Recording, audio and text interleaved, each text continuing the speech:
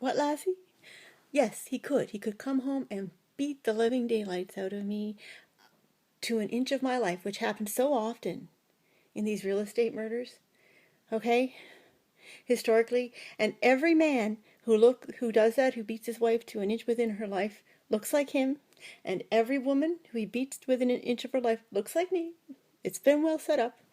But if I can never speak, and there's no sense speaking to him because the personalities, like the kind of people who have so much money and go without to not show that they have so much money because it's not actual money. Anybody who ever owned a company knows that. It's money that's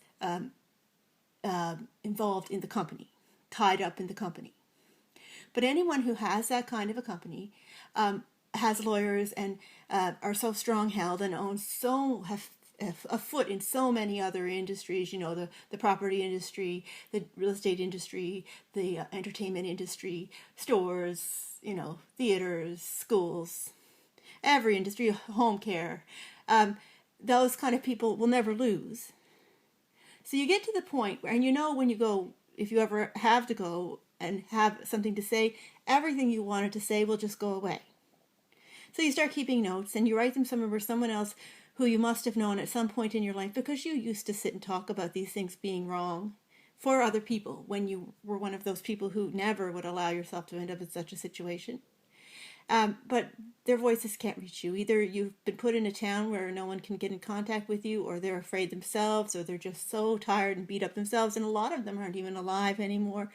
And so do you just not say anything? Well, the cycle just goes on and on and on if you don't say it. I mean, it's like in those movies where the gangster, the guy with all the money, or the guy with the gun, or the big bat, more brawn than brain, he's going to push you on a chair and he's going to tell you, don't say this or I'll kill you. But in the end, he always kills you anyway. They always kill that person.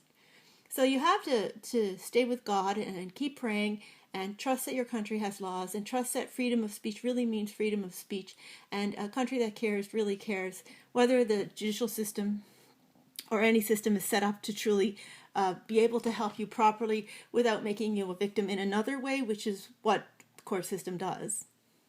People who are already weakened are the only ones who really get weakened in court battles because the people who have the money